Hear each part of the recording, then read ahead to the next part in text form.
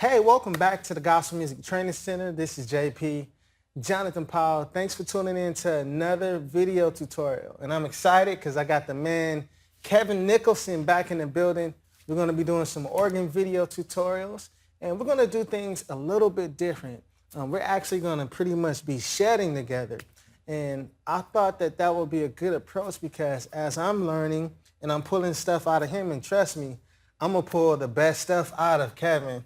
You're going to be able to learn just from this experience, and however I can help to explain some things too as well, I'm going to do that. So today, the topic that we're going to be covering is high praise. We're going to be talking about different parts of the service where you can enhance your playing on the organ, and I can't think of anybody better to do this than Kevin Nicholson. He has a lot of experience.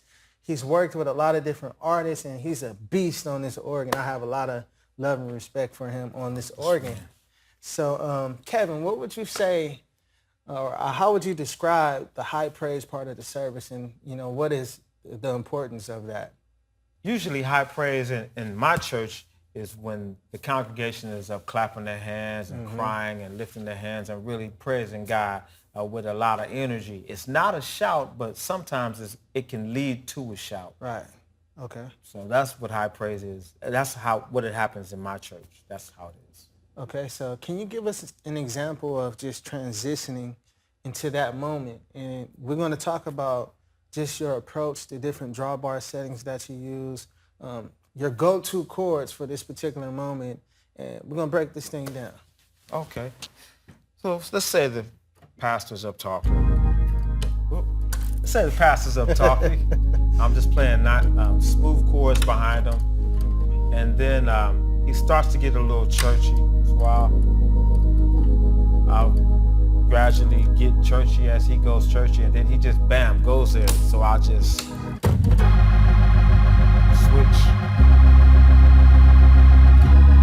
Everybody's up clapping. They're not shouting, but everybody's just up. Right. Okay. So that's one approach, but then sometimes you won't necessarily move. Like, sometimes they might go to high praise and then you could just rumble on that A flat and stay there and then, move. How would you do that? That's right. Here's another way I would do that. So I rumble on the bass.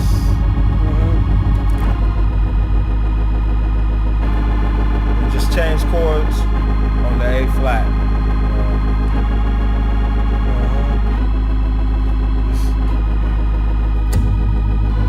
I would probably do this first before I start walking. Right. The three. Yeah. All right. So let's talk drawboards. Okay. What type of settings do you typically have? Because I know that just the transition from that, softer mood or moment to all the drawbars being pulled out, is there a certain way that you do that, or do you have a certain setting that you use for the most part? Yes. What I like to do is there are two presets here for the bottom manual. I'll set the first preset, which is controlled by the A on this particular organ, and on the real Hammond it's controlled by the, I believe it's the white B flat. Controls this set, A presets. So I'll have this set to a soft setting, but then I'll have the B preset set to full organ, so I won't have to pull drawbars out really fast. So all I have to do is just click the switch. Okay. So I just have to make sure I'm playing in the right range. Okay. But yeah, that's what I like to do. I like to keep the A preset on the top with the 4 drawbars pulled out for the bass. So I'll just leave that there. I won't change that. Those are pretty much my settings. So that rumble, that thunder that you were doing, I know some musicians hear it but don't know exactly what it is. So I know that there isn't a specific technique to that, but how can you explain that rumble, that thunder noise when you're building up and you're hitting that first chord? What's the approach behind it? There's a couple approaches. One approach is the basic one. Here's the bass, and you just kind of rumble that G and the A flat at the same time. Or you can do the big approach.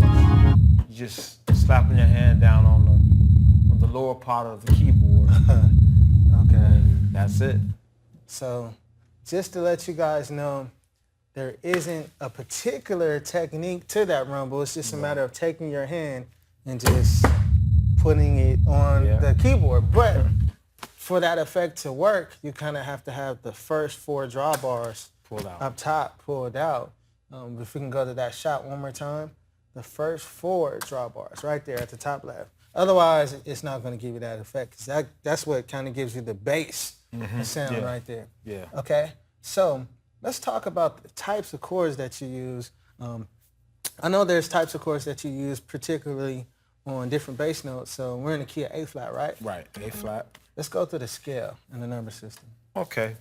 You have in your A flat scale, you have A flat, which is 1, B flat, which is 2, C, which is 3, D flat, which is 4, E flat, which is 5, F, which is 6, G, which is 7, and you have A flat, back to your 1.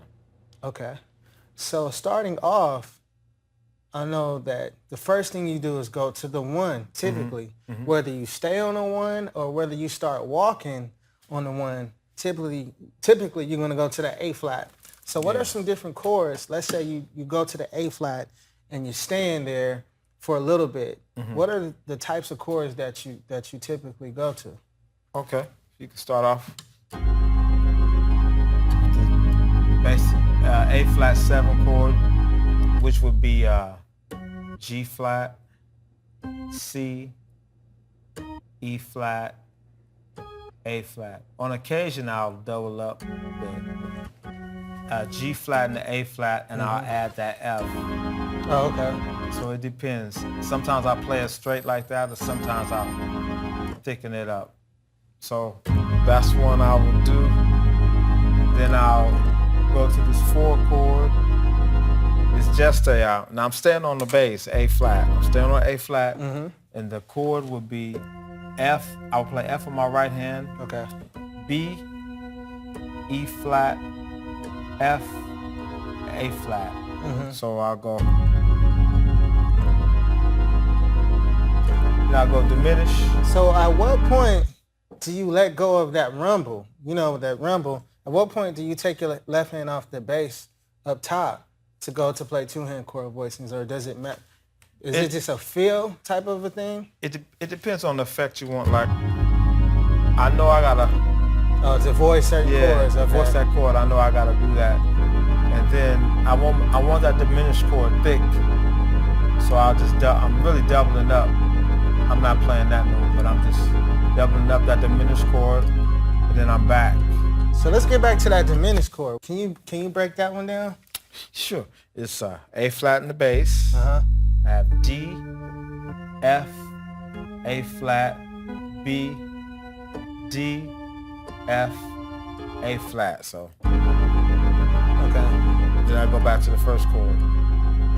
So the first chord is that's 7 chord, right? That other one I showed you. Yeah. Okay. So what I see that's common is that you're keeping that A flat up top for the most part for all the chord voicings that you're doing right now, right? So why is that? Just effect. Okay.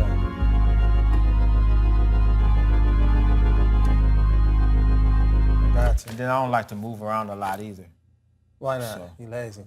I'm lazy. Yeah, I'm lazy. And then, it's not as smooth if you, Okay.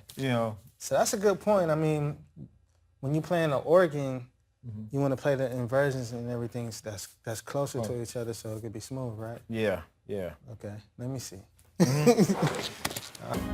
got the 7 chord, right? That was on the 1. And you added the F, so pretty much you're adding the 13 or the 6 of the A flat. And then you went to the 4. Yeah. So it's almost like you're going to the 4 to the flat 5, right? Yeah. But you're staying on the 1. Whoops. Yeah.